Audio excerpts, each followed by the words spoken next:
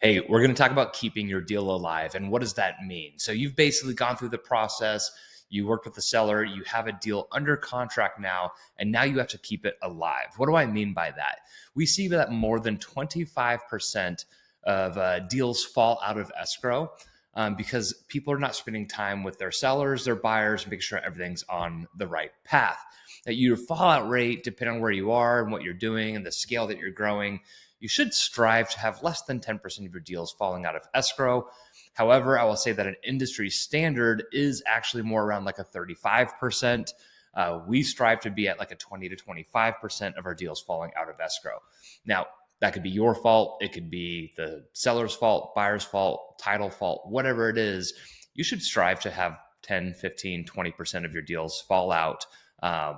And not that you want them to fall out, but you should aim that only less than 20% are falling out of escrow, and that they're falling out because there's bad title work. There's multiple sellers and the seller didn't tell you that, or unfortunately the buyer did not perform at last minute. It happens, it sucks, but you're going to have fallout, right? So 20% of your deals falling out, but the ones that you can keep alive, how do you keep them alive?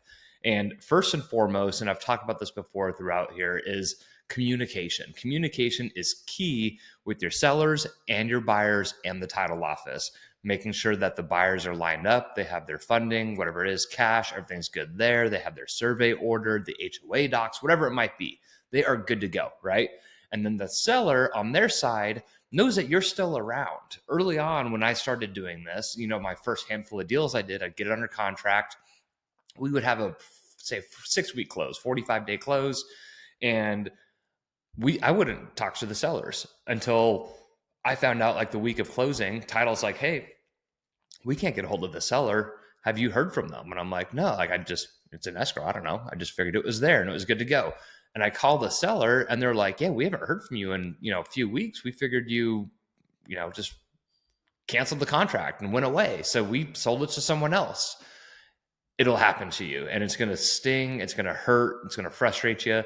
But ultimately it's your fault. Stay in good communication with the sellers and the buyers. Our transaction coordinators have to have communication with sellers and buyers at least one time a week. If they have no news, good news, bad news, one time a week, they need to get in touch with that seller, whether it's a phone call, and if it's not a phone call, it's a voicemail and a text, just letting them know like, hey, we're still here. And that you need to get a response back from them as well to make sure that the seller's not doing anything fishy or they're trying to sell it to someone else out from underneath you because someone offered them $1,000 more. Swear to you, we lost a deal 2 months ago because someone offered them $1,000 more than we did. And that was also a $60,000 fee that we lost on that one. And we were in good communication with them. And one day they picked up the phone. We're like, we're selling to so-and-so. They gave us a better offer than you. And that person closed it within days. We couldn't get a memo there in time. And we lost 60 grand on that deal. Totally sucked. But that's why you have that communication, because had we not even communicated with her, we didn't even know until closing day.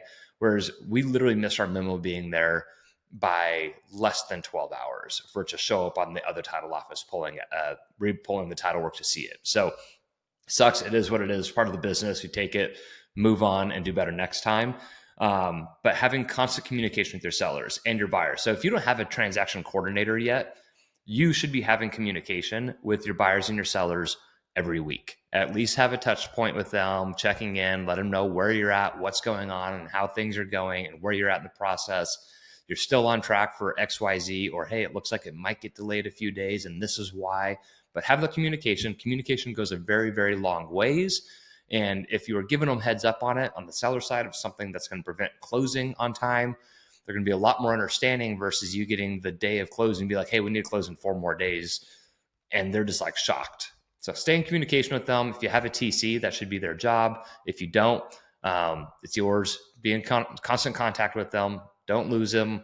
And you'll keep a lot more of your deals alive just by having that communication. So that is key. And a lot of people think they have a contract and they're good to go. Keep that communication with your sellers and your buyers, and things will go a lot more smoothly for you.